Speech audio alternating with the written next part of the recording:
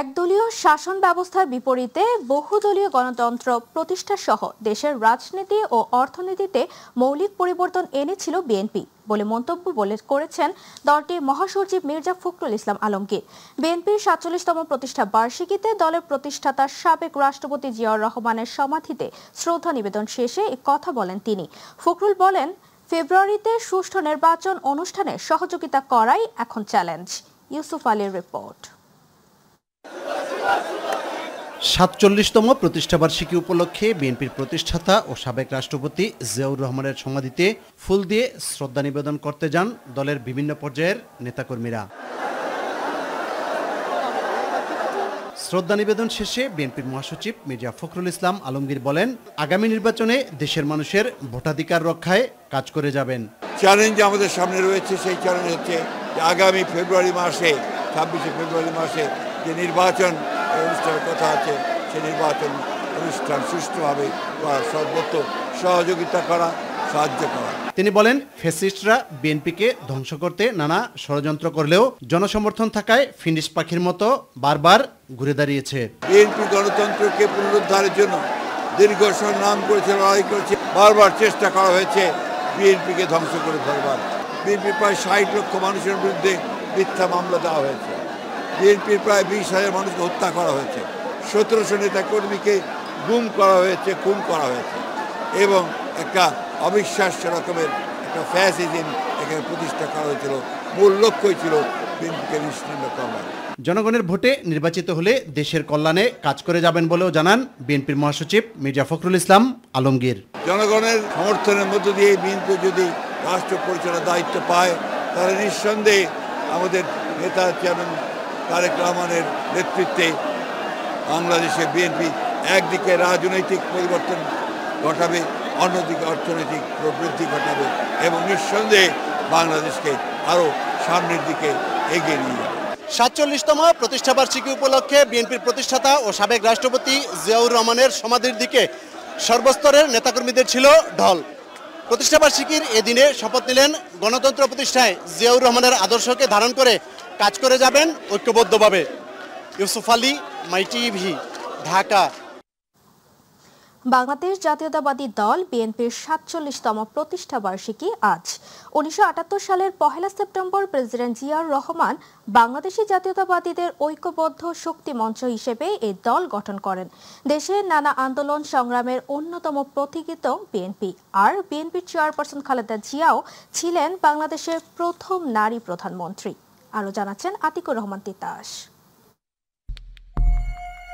১৯৭৫ সালে রাজনৈতিক পট পরিবর্তনের পর দেশে দেখা দেয় সংকট। এরপর সেপাই জনতার একতায় বীর মুক্তিযোদ্ধা জিয়াউর রহমানের উপর দেশ শাসনের দায়িত্বভার অর্পিত হয়। ১৯৭৮ সালের জুনে প্রত্যক্ষ নির্বাচনে প্রেসিডেন্ট নির্বাচিত হন জিয়াউর রহমান। তিনি ফিরিয়ে দেন গণতন্ত্র, সংবাদপত্রের স্বাধীনতা, অর্থনৈতিক মুক্তি ও জাতীয় ঐক্য। এরই ধারাবাহিকতায় ১৯৭৮ সালের ১ সেপ্টেম্বর জিয়াউর রহমান গড়ে তোলেন বাংলাদেশ জাতীয়তাবাদী দল বিএনপি। দেশের এক প্রান্ত থেকে অন্য প্রান্তে ছুটে গিয়ে জিয়াউর রহমান বিএনপিকে শক্তিশালী করে গড়ে তোলেন। ১৯৭৯ সালের ফেব্রুয়ারি সাধারণ নির্বাচনে বিএনপি ৩০০ আসনের মধ্যে ২২০টি আসন লাভ করে। সে সময় জিয়াউর রহমানের ১৯ দফা কর্মসূচি জাগরণ তৈরি করে সাধারণ মানুষের মাঝে। মাত্র কয়েকদিনের মধ্যেই বিভিন্ন ক্ষেত্রে এগিয়ে যায় দেশ। এই গ্রামের প্রত্যেকটি লোক, মেয়ে লোক কাজে ব্যস্ত থাকবে, মেয়েরা ঘরে কুটির শিল্প করবে এবং তাদের পরিবারের আয় বৃদ্ধি করবে। কিন্তু ১৯৮১ সালের ৩০শে মে চট্টগ্রাম সার্কিট হাউসে বিএনপির প্রতিষ্ঠাতা প্রেসিডেন্ট জিয়াউর রহমান কুচক্রী সেনা সদস্য কর্তৃক নিহত হন। স্বামীকে হারিয়ে ২ সন্তানকে নিয়ে যখন নতুন করে বাঁচার স্বপ্ন দেখছিলেন, তখনই দলের হাল ধরতে হয় জিয়াউর রহমানের সহধর্মিণী বেগম খালেদা জিয়াকে। ১৯৮২ সালের ৩ জানুয়ারি একজন সাধারণ গৃহবধূ থেকে রাজনীতিতে আসেন প্রেসিডেন্ট জিয়াউর রহমানের স্ত্রী বেগম খালেদা জিয়া। ১৯৯০ সালে বেগম খালেদা জিয়ার নেতৃত্বে স্বৈরাচারী এরশাদ সরকারের বিরুদ্ধে সরকার পতনের এক দফা আন্দোলনের ডাকে দেশের মানুষ রাজপথে নেমে আসে। ফলে এরশাদ ১৯৯০ সালের ৬ ডিসেম্বর ক্ষমতা ছাড়তে বাধ্য হন।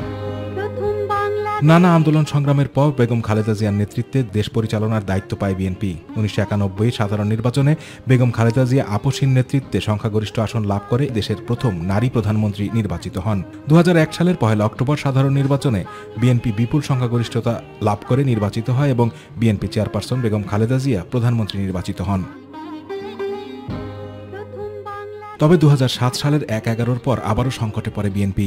দীর্ঘ 1 বছর কারাভোগের পর মুক্তি পেয়ে আবারও দলকে সুসংগঠিত করে তোলেন বেগম খালেদা জিয়া। তবে গত 1 যুগের বেশি সময় ধরে প্রতিকূল সময় পার করেছে দলটি। 2018 সালের 8 ফেব্রুয়ারি বেগম জিয়া কারাগারে যাওয়ার পর দলের ভারপ্রাপ্ত চেয়ারম্যানের দায়িত্ব লাভ করেন লন্ডনে বসবাসরত তারেক রহমান। তার প্রচেষ্টায় দলকে তৃণমূল থেকে কেন্দ্র পর্যন্ত ঢেলে সাজানোর কাজ করছেন দলটির মহাসচিব মির্জা ফখরুল ইসলাম আলমগীর সহ সর্বস্তরের নেতৃবৃন্দ। 2024 সালের 5ই আগস্ট ছাত্র জনতার গণঅভ্যুত্থানে আওয়ামী লীগ সরকারের পতন ও শেখ হাসিনা পদত্যাগ করে দেশ ত্যাগের পর দায়িত্ব নেয় ডক্টর ইউনূসের নেতৃত্বাধীন অন্তর্বর্তী সরকার। এরপরই খালেদা জিয়াকে কারামুক্ত ঘোষণা করা হয়, যা প্রাণের সঞ্চার ঘটায় দেশের গণতন্ত্রকামী মানুষের মাঝে। দেশের পরিবর্তিত পরিস্থিতিতে বর্তমানে বিএনপি সাংগঠনিকভাবে বেশ তৎপর। তারাও চায় দেশের রাজনৈতিক ও কাঠামোগত সংস্কারের পর একটি সুষ্ঠু নির্বাচন। দেশের মানুষও প্রত্যাশা করে অন্যতম বৃহৎ রাজনৈতিক দলটি সুস্থ ধারার রাজনীতি সুসংগঠিত করবে। আতিকুর রহমান তিতাস, মাই টিভি। গণ অধিকার পরিষদের সভাপতি ও সাবেক ডাকসু ভিপি নুরুল হক নুরের শারীরিক অবস্থার উন্নতি হচ্ছে। তাকে আইসিইউ থেকে কেবিনে নেওয়া হয়েছে বলে জানিয়েছেন ঢাকা মেডিকেল কলেজ হাসপাতালের পরিচালক ব্রিগেডিয়ার জেনারেল আসাদুজ্জামান। তিনি জানান, নূরের শরীর ধীরে ধীরে উন্নতি হচ্ছে। আগামী 1 সপ্তাহের মধ্যে রিলিজ দেওয়া যেতে পারে। তবে শরীরে বিভিন্ন অংশের ক্ষত স্থান সেরে উঠতে 4 থেকে 6 সপ্তাহ সময় লাগবে।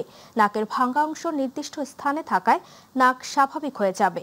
চিকিৎসকদের পরামর্শে স্বাভাবিক খাবার গ্রহণ করতে পারছেন নূর। এদিন নূরের শারীরিক অবস্থার খোঁজ নিতে ঢাকা মেডিকেলে যান নৌ পরিবহন উপদেষ্টা ব্রিগেডিয়ার জেনারেল অবসরপ্রাপ্ত ডক্টর এম শাখাওয়াত হোসেন। নাক দিয়ে যে রক্তক্ষরণ হয়েছিল তার বেশিরভাগ অংশ সামনে দিয়ে পড়ে গেছে, কিছু অংশ আমার শ্বাসনালীতে চলে গেছে। সেটা কাশির সাথে 2 বার আসছে। তো এটা নিয়ে অরিড হওয়ার কিছু নাই। তো আজকে সব ডাক্তাররা দেখেছেন এবং ওনারা মতামত দিয়েছেন তাকে আইসিইউ থেকে কেবিনে শিফট করার জন্য। সিটি স্ক্যান করেছি আবার, সেটাতে আবার সেটা ছিল না। তো যার ফলে আমরা বলছি যে এখন আর রক্তক্ষরণটা হচ্ছে না, বা যেটুকু ক্ষরণ হয়েছিল ওটা অ্যাবজর্ব হয়ে গেছে। রাজধানীর আগারগাঁওয়ে নির্বাচন কমিশন ভবনে সিইসির সঙ্গে বৈঠক করছেন ঢাকার নিযুক্ত মার্কিন ভারপ্রাপ্ত রাষ্ট্রদূত ট্রাসি এস জ্যাকারসন। এই মুহূর্তে সেখানে আছেন সহকর্মী বিফতা গালিব। যুক্ত হচ্ছে তার সাথে। গালিব, প্রধান নির্বাচন কমিশনের সঙ্গে মার্কিন ভারপ্রাপ্ত রাষ্ট্রদূতের বৈঠকের বিষয়বস্তু সম্পর্কে কি তথ্য আছে আপনার কাছে, আমাদের জানাবেন। ধন্যবাদ তাবাসুম। আমরা রাজধানীর আগারগাঁওয়ে প্রধান নির্বাচন কমিশনে আছি। আমরা জানি যে আমরা আপনাদের মাধ্যমে জানাতে চাই যে প্রধান নির্বাচন কমিশন আজকে মার্কিন 3 সদস্য বিশিষ্ট একটি টিমের সাথে আজকে তারা বৈঠক করছেন। আসলে যথারীতি এই বৈঠকটি হওয়ার কথা ছিল গত বৃহস্পতিবার, কিন্তু এখানে ছাত্রদের আন্দোলনের কারণে এই বৈঠকটি আজকে হচ্ছে এবং 2টার দিকেই এই বৈঠকটি চলছে। বিশেষ করে আমরা একটু আগে দেখেছি যে মার্কিন 3 সদস্যের টিম এখানে এসে পৌঁছেছেন, তারা নির্বাচন কমিশন রুমে তারা গিয়েছেন। তো আমরা যথারীতি যেটা জেনেছি, আসলে ত্রয়োদশ জাতীয় সংসদ নির্বাচনকে ঘিরে নির্বাচন কমিশনার আসলে প্রত্যেকটি রাজনৈতিক দলের সাথে আসলে কথা বলছেন। রাজনৈতিক দল এবং বিভিন্ন মহল এবং তারা রাষ্ট্রীয় কূটনৈতিক সাথে তারা কথা বলছেন। কথা বলার প্রেক্ষিতে আজকে মার্কিন 3 সদস্যের একটি প্রতিনিধি দল এখানে এসেছেন। তিনি নির্বাচন কমিশনারের সাথে কথা বলবেন এবং কথা বলার পর আমরা আরও জানতে পারবো যে ইন ডিটেল তারা কি কথা বলেছে। এবং আমরা আরেকটি বিষয় আমরা একটু নোটিস করতে চাই, এখানে 3 সদস্যের যে কমিটি দল এসেছেন তারা এই ত্রয়োদশ জাতীয় সংসদ নির্বাচনে আসলে তারা কিভাবে চাচ্ছেন এবং মার্কিনীদের আসলে আমাদের এই ত্রয়োদশ জাতীয় সংসদ নির্বাচন নিয়ে তাদের চিন্তা কি, আমরা ডিটেলস আসলে আমরা বৈঠকের পরই আমরা জানতে পারবো। তো এই ছিল আসলে নির্বাচন কমিশন থেকে সর্বশেষ তথ্য। গালিব, আপনাকে ধন্যবাদ। দর্শক, রাজধানীর আগারগাঁও থেকে নির্বাচন কমিশন ও মার্কিন রাষ্ট্রদূতের বৈঠক সম্পর্কে সবশেষ তথ্য জানাচ্ছিল আমাদের সহকর্মী মিফতা গালিব। জুলাই আগস্ট আন্দোলনে সংগঠিত মানবতা বিরোধী অপরাধের মামলায় সাবেক প্রধানমন্ত্রী শেখ হাসিনা ও সাবেক স্বরাষ্ট্রমন্ত্রী আসাদুজ্জামান খান কামাল সহ 3 জনের বিরুদ্ধে 10ম দিনের সাক্ষ্য গ্রহণ চলছে। আন্তর্জাতিক অপরাধ ট্রাইব্যুনাল 1-এর চেয়ারম্যান বিচারপতি মোহাম্মদ গোলাম মুর্তজা মজুমদারের নেতৃত্বাধীন বিচারিক প্যানেলে এই সাক্ষ্য গ্রহণ শুরু হয়। এই মামলায় এ পর্যন্ত 29 জন সাক্ষ্য দিয়েছেন। এই মামলার সাবেক আইজিপি চৌধুরী আব্দুল্লাল মামুনও আসামি হিসেবে রয়েছেন, তবে নিজের দায় স্বীকার করে রাজসাক্ষী হয়েছেন তিনি। এদিকে জুলাই আগস্ট আন্দোলনে রাজধানীর রামপুরায় ছাত্রদের কার্নিশে ঝুলে থাকা আমির হোসেনকে গুলি করা সহ 2 জনকে হত্যার ঘটনায় মানবতাবিরোধী অপরাধের মামলায় ডিএমপির সাবেক কমিশনার হাবিবুর রহমান সহ 4 জনের পক্ষে স্টেট ডিফেন্স নিয়োগ দেওয়া হয়েছে। একই সঙ্গে অভিযোগ গঠনের উপর শুনানির জন্য আগামী 11 সেপ্টেম্বর দিন ধার্য করেছেন আন্তর্জাতিক অপরাধ ট্রাইব্যুনাল। ওনারা আল জাজিরা এবং বিবিসিতে যে ডকুমেন্টারি সেটা দেখেছেন, তাতে গুলি চালানোর জন্য সরাসরি নির্দেশ দিয়েছেন প্রধানমন্ত্রী, তৎকালীন প্রধানমন্ত্রী শেখ হাসিনা। এই ঘটনার বিবৃতি দিয়েছেন, উল্লেখ করেছেন এবং উনি আরও বলেছেন যে এই ঘটনা সাবেক স্বরাষ্ট্রমন্ত্রী এবং সাবেক আইজিপি চৌধুরী আবদুল্লাহ আল মামুন এই ঘটনাগুলোর জন্য সরাসরি দায়ী। বাংলাদেশ কৃষি বিশ্ববিদ্যালয় কর্তৃপক্ষের হল ছাড়ার নির্দেশনা উপেক্ষা করে ক্যাম্পাসে বিক্ষোভ করছে আন্দোলনরত শিক্ষার্থীরা। হামলার ঘটনার বিচার সহ 4 দফা দাবিতে অনড় অবস্থান নিয়েছেন তারা। প্রক্টরের পদত্যাগ, ভিসি প্রকাশ্যে ক্ষমা চাওয়া, ক্যাম্পাসের নিরাপত্তা সহ 4 দফা দাবি জানানো হয়। 12 ঘন্টার মধ্যে বিশ্ববিদ্যালয় প্রশাসন দাবি না মানলে কঠোর কর্মসূচির কথা জানায় আন্দোলনরত শিক্ষার্থীরা। এর আগে সকালে কিছু শিক্ষার্থীকে হল ছাড়তে দেখা যায়, তবে বেশিরভাগই ক্যাম্পাসে অবস্থান করছেন। গতকাল ভিসি সহ 2 শতাধিক শিক্ষককে অবরুদ্ধ করে আন্দোলনরত শিক্ষার্থীরা। রাতে বহিরাগত একদল লোক লাঠিসোঁটা নিয়ে হামলা চালায় আন্দোলনরত শিক্ষার্থীদের ওপর। এতে বেশ কয়েকজন শিক্ষার্থী আহত হয়। উদ্ভূত পরিস্থিতিতে এড়াতে রাতে অনির্দিষ্টকালের জন্য বন্ধ ঘোষণা করা হয় বিশ্ববিদ্যালয়। ক্যাম্পাসের পাশে অবস্থান নিয়েছে আইন শৃঙ্খলা বাহিনী। চট্টগ্রাম বিশ্ববিদ্যালয়ের শিক্ষার্থীদের সঙ্গে স্থানীয়দের সংঘর্ষ থামার একদিন পরও ক্যাম্পাস ও 2 নম্বর গেট এলাকায় থমথমে পরিস্থিতি বিরাজ করছে। নিরাপত্তাহীনতার কারণে বেশিরভাগ শিক্ষার্থীরা আশপাশের ভাড়া বাড়ি থেকে চলে এসে বিশ্ববিদ্যালয়ের আবাসিক হলগুলোতে অবস্থান করছেন। পরিস্থিতি দ্রুত স্বাভাবিক করার জন্য প্রশাসনের কাছে দাবি জানিয়েছেন শিক্ষার্থীরা। 144 ধারা জারি থাকায় সেখানে সেনাবাহিনী ও র্যাব অবস্থান করছেন এবং ক্যাম্পাসের বিভিন্ন স্থানে টহল দিচ্ছে। বিশ্ববিদ্যালয় অফিস খোলা হলেও সব ক্লাস পরীক্ষা বন্ধ রয়েছে। ছবি কর্তৃপক্ষ জানিয়েছে, হামলার ঘটনা তদন্তে 21 সদস্যের কমিটি গঠন করা হয়েছে।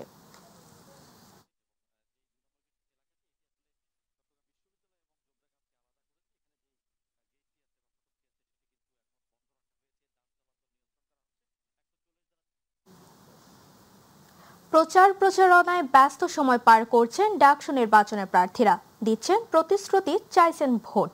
অভিযোগ পাল্টা অভিযোগও আছে প্রার্থীদের। তবে নির্বাচন কমিশন বলছে প্রার্থীদের মাঝে এখনো সহাবস্থান দেখা যাচ্ছে।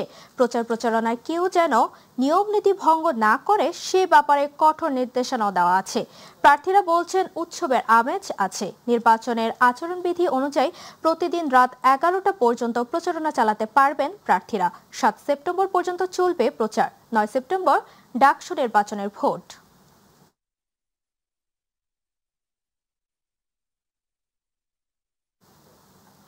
জাহাঙ্গীরনগর বিশ্ববিদ্যালয় কেন্দ্রীয় ছাত্র সংসদ নির্বাচন ঘিরে ক্যাম্পাসে বিরাজ করছে উৎসবের আবহ। এবারের নির্বাচনে প্রতিদ্বন্দ্বিতা করছেন মোট 8টি প্যানেল। এ বিষয়ে আরো তথ্য জানাতে আমাদের সঙ্গে যুক্ত হচ্ছেন প্রতিনিধি আসাদুজ্জামান খায়রুল। ডাকসু নির্বাচন ঘিরে ক্যাম্পাসে কেমন উৎসাহ উদ্দীপনা দেখছেন আমাদের জানাবেন।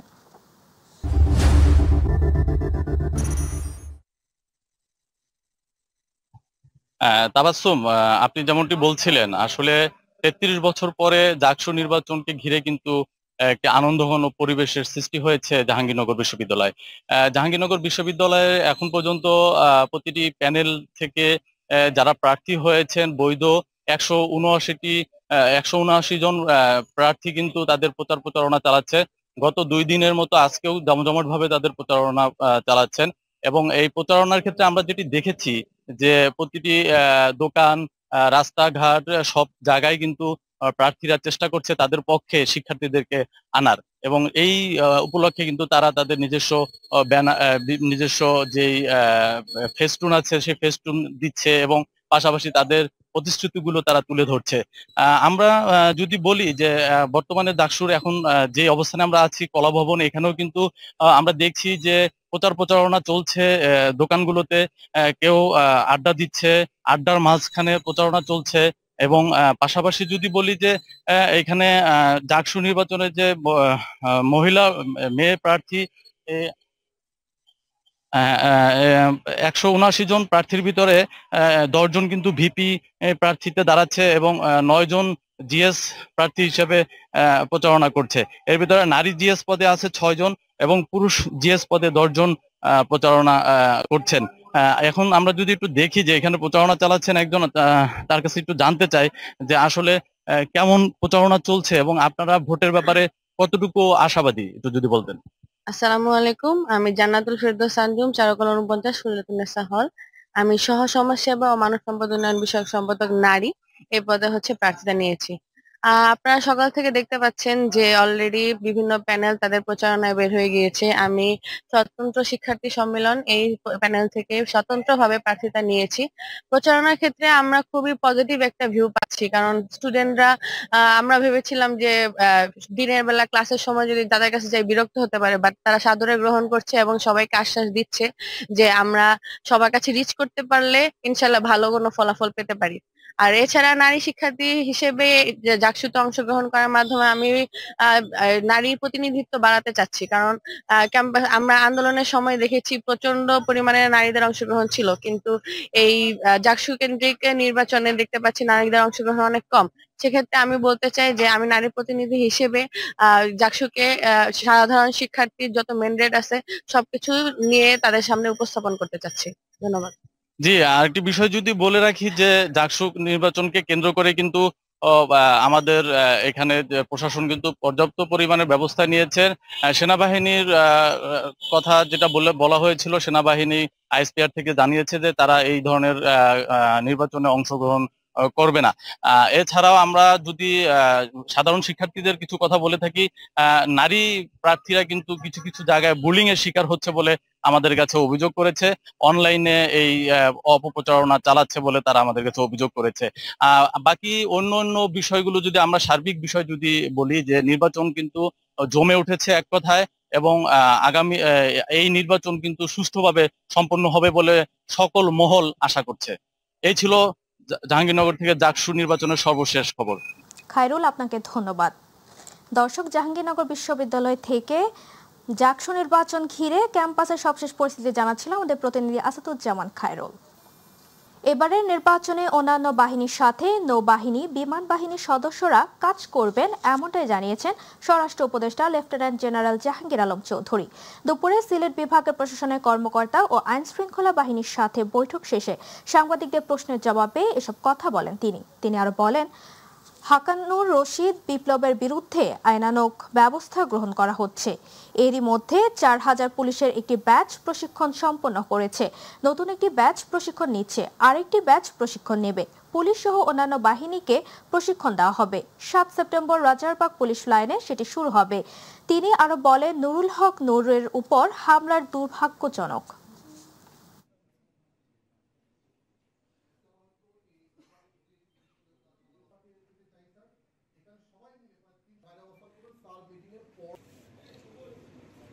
সব বাহিনীরই প্রশিক্ষণের ব্যবস্থা করা হচ্ছে ইলেকশনের আগে।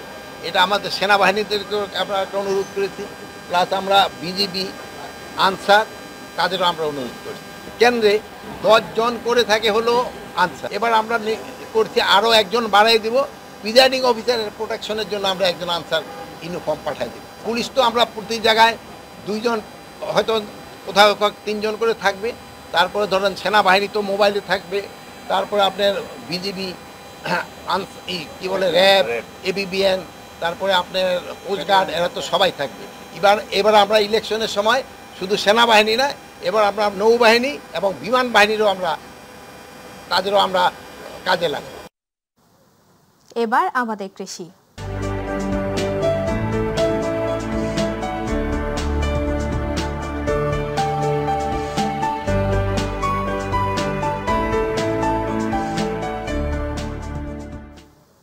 বগুড়ায় হাইব্রিড জাতের পেঁপে চাষ করে লাভবান হচ্ছেন চাষিরা।